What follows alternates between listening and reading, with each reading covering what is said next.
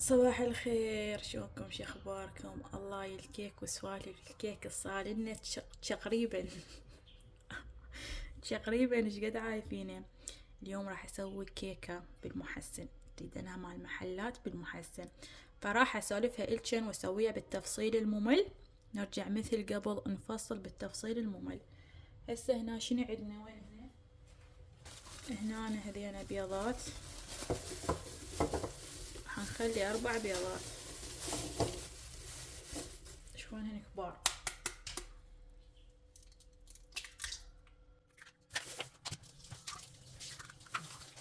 بيضاتكم باردات، بس هسه الجو بارد، احنا هسه حارات يعني، بس زين تغلب.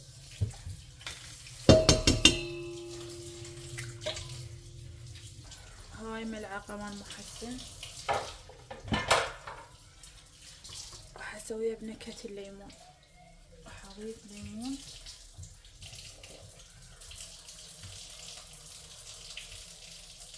طبعا هاي النكهات يعني اللي يسوون بيهن كيك مع المصانع، معامل مركزة.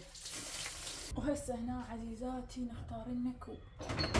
الله، الكوب المبارك هذا الكوب خلي قياساتك بكوب واحد. هذا كوب تستعملين تقيسين بيه كل شي. شوفن هسه احنا نحكي على هذا الكوب، هذا كوب وهذا كوب، شوفن فرق بالحجم، فرق مال الدجاج. شوفن خليه شوفن استعمل هذا الكوب. هذا الكوب يعني دائما القياس دائما، ترى الكوب هم يأثر. مثلا السوائل هواي والكوب مالتك شويونه راح تفشل الكيكة، فهذا اضبط كوب. هسه حالنا اذا لقيت لنا جيب لنا هذا. وين تلقى لنا مال اكواب قياسية؟ ما اعرف الاكواب القياسية. فحجم الكوب الى دور، ترى يعني انت تحطين 4 بيضات وحطيتي كوب صغيرون مالتك راح تفشل الكيكة، لان تصير 4 بيضات. انا يعني قلت لك كوب بس ما تعرفين يا قياس الكوب للاسف. خلي قيسه الجن بالخاشوقة. شوفوا بنات، لقيت كوب قياسي. هذا ايش كثر قياسه؟ 85 ملم، هذا قياسه. فراح اقيس كان الشكر بالله بيه. انا عندي كوب قياسية بس ما استعملها. 85. شوف ايش قد بالجسمه، قد ياخذ. هيجي مسح 1 2. هذا 85 ملم، ياخذ 2 من هذا. شوفن حفظنها. عندي كوب ذا قياس كبير بس شنو ايه هسه مو زين لقيت كوب. شوفن هسه هذين المواد طبعا. الطحين ارقى نوعية طحين هي فاخر الكويتي، تجي وراها الوزن طحين رحمة. تمام. طحين فاخر عندي يختلف بالخلط عن طحين رحمة. طحين فاخر تضيفين المواد كلها وتخلطين، اما طحين رحمة جربتها تخلطين المواد السوائل بوحدها. انا راح استعمل طحين رحمة لان عيدها بيضة تخفض. لازم عندك عجانة. اكو بيهن ما يعرفون قيمة العجانة، خلطنها بالخلاطة مال طماطة. لا عزيزتي، اهم شي العجانة لان هي اللي تسوي الرغوة.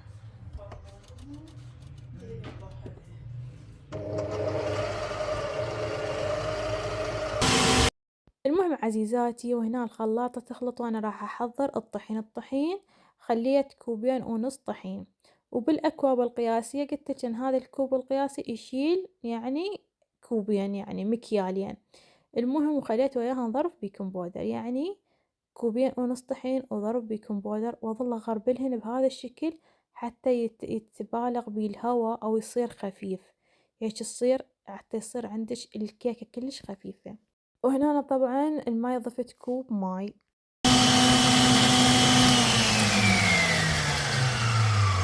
شوفن بنات شلون الخليط تضاعف زين وصارت قوامه كريمية.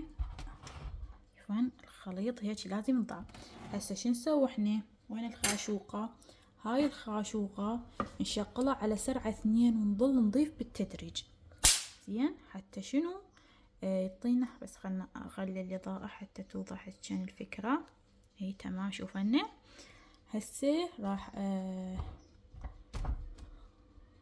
خليته على سرعة 1 وراح اضيف الطحين هيجي. طبعا انا ما عندي ثقة بالكيك كلش. شلون ما عندي ثقة بزوجي؟ الكيك ما اثق بيه، لان الكيك على مرات طباقاته انا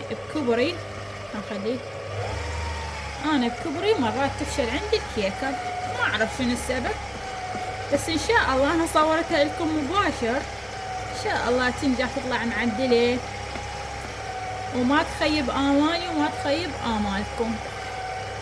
هاي طريقة طحين رحمة. طحين رحمة من الطحين يعني المصانع يشترون قواني. اذا انت صاحبة مشروع اشتري قونية اصرف لك. فانا من كنت اشتغل بالكيك كنت اجيب قواني، بس طحين فاخر تخلطين المواد كلها سوا.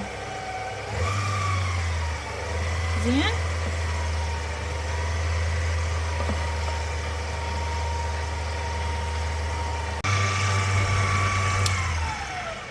هنا أنا آخر شي عليت السرعة على شقد؟ عليت السرعة على 4 وخليت لحد ما شفت إنه تكتلات مال الطحين اختفت، وبعدين طفيتها. هسه راح طبعا أنا شغلت الفرن من قمت أحط الطحين، وهسه راح أحطه بالقالب.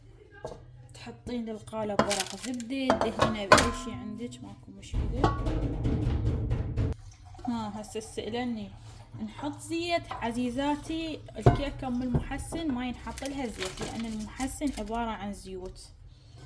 بشوف انا الخليط القوام كريمية تهبل، يا رب تطلع تنجح. انا والله بس ما اثق بيها، تطلع من الفرن والله كريم.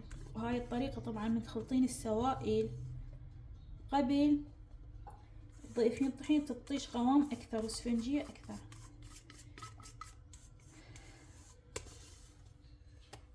هناني نساويها قوام الاسفنجية المطلوبة والإضاءة عالية. نهفتها لكم حتى تشوفونها جيد جدا. قوام مارينج رهيبة. هنا رادلها مسحة ايد، لمسة ايد. هسه ندخلها للفرن. هاي يا حبيبات دخلناها الفرن.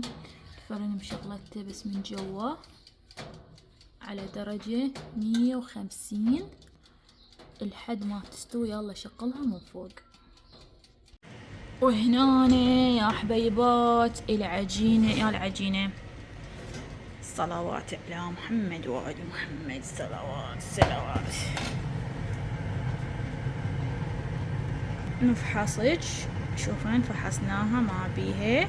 هسه قبل تقلبينها، هي حالاتها قبل تقلبينها. الكيكة بنات ولا غلطة ولا غلطة. قلب الدجاجة ما فشت وحلوة، واكيد هسه داخلها قطني ودايب ذوبان. هسه يا حبيبات شوفن الكيكة مالتنا، كيكة تحكي وتتكلم. هاي الكريمة مالتنا المضبوطة هم راح نسوي لكم الطريقة مالتها. هسه نبلش طريقة التزيين.